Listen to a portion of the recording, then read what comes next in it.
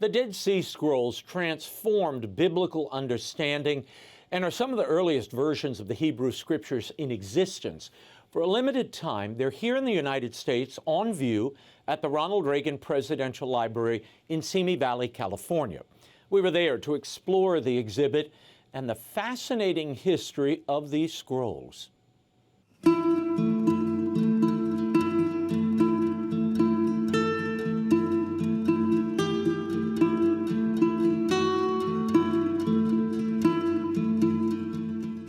Giller is the Chief Marketing Officer at the Ronald Reagan Presidential Library. Tell me, how and where were these Dead Sea Scrolls first discovered? How did they come here to the Reagan Library? It's a crazy story. So 1947, a young male shepherder was out in the Judean desert in the near the Qumran caves, tending to his sheep and his goats, and a goat escaped and went into the caves. And the teenager was lazy and didn't want to chase the goats into the cave. So he picked up a bunch of rocks on the ground and started throwing them into the cave to scare the goat out. And he heard the shattering of what ended up being pots. And he followed the sound, and lo and behold, he literally found the first Dead Sea Scroll. Oh my God. And that's how they were found. And this is 1947? 1947. So then between 47 and 65, they excavated the whole area, found all the scrolls, the objects, the artifacts. They're still excavating, and they're still finding things. I have to tell you, this exhibit, though, is breathtaking in that you have fragments of the Dead Sea Scrolls with the oldest copy of the Ten Commandments. Yes. Yes. It's incredible. I mean, this goes right back, what is it, 2,000 years? Yeah, everything in this exhibition is 2,000 years or older. And these scrolls, were written, again, 2,000 years ago, not found until the 40s and 50s, and now they're on display. But because they are so precious, they're only allowed to be in the light for 3 months every 5 years. So as such, every 3 months, the Israel Antiquities Authorities come back out and rotate the scrolls. So we are on our third and final rotation of the scrolls. And the next museum that has this exhibition will have an entirely new set of scrolls because they have to be rested. So they take it very seriously, this preservation. In 1947, they found these Dead Sea Scrolls. For the next decade, they find more jars, more scrolls.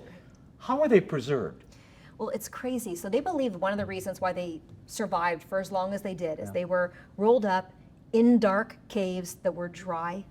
There's no sunlight, there's no humidity. They were really being preserved by the air and quality of which they were sort of held. Then they were found between 47 and 65.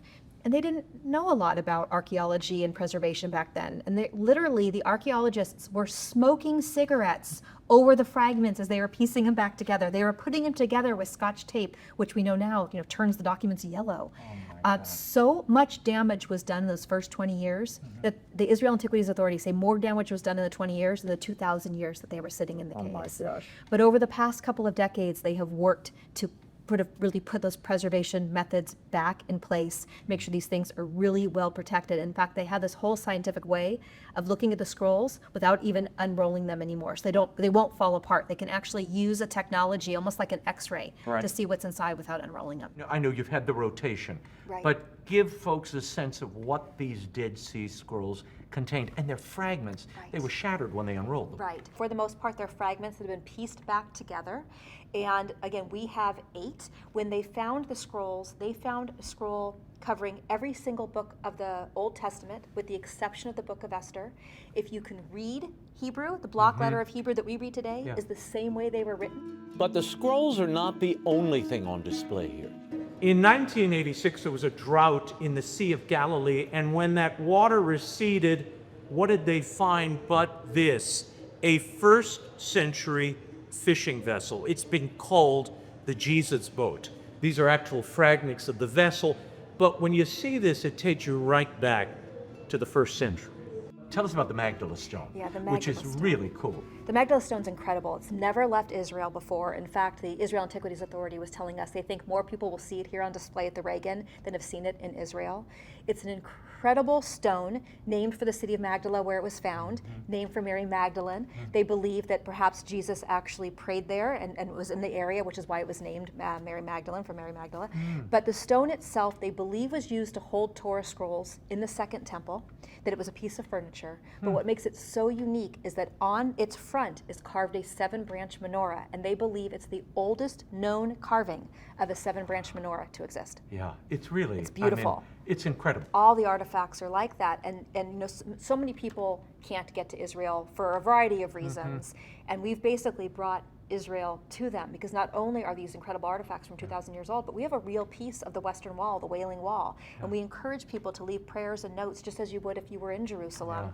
And so you can kind of sort of bringing Israel to you in a sense. What about these ossuaries? Yes, so we have 3, I believe, as part of this exhibition, and they were basically bone boxes, and they were used to hold and contain the bones of their loved ones that were deceased. And during the excavation, they found a handful of them, and 3 of them are on display. What's the thing that's most surprised you about this exhibit? I'm Jewish, and I can sort of read Hebrew, and so I can sort of read the scrolls. But that said, the Western Wall, every time I'm next to it, I'm moved. I cannot walk by it without touching it, by constantly laying my hand on it and just feel just a sense of purpose in doing it. I think that's what's most surprised me. It is really an exhibition for everybody to really learn about the early formations of Judaism and Christianity and how people lived back then, and how some of the ways they lived back then are still in that exhibit. There are 2,000-year-old dice made out of bone, but they look exactly like the dice we use today. We still use. You It see, literally looks like Yahtzee dice. the other thing that struck me is to have within the possession of humanity all of the Psalms and some deep cuts that we've never seen before. Yes. I mean, that was the shocker to me. I didn't realize there were extra Psalms Yes. that didn't make the final So in the cut. first set of 8 scrolls we had on display when we first opened, one was from the Book of Psalms. And that was actually a real scroll, meaning it wasn't just fragments, you could see the whole scroll. Yeah. And in that scroll contained some of the Psalms that we are used to from the Book of Psalms. But it also included 2 Psalms that are not in the Book of Psalms. And one was about how he was chosen to sort of, you know, be the king and carry the gospel. And he talks about, you know, I didn't have the beautiful hair like my brother had. I didn't have the looks that my brothers had, but yet I was chosen. So Wow. really special things that were found in these scrolls. Why do you think it is this exhibit on the Dead Sea Scrolls and all of this adjacent, these touchstones of an age, why is it a good fit for the Reagan Library? Well, that's easy.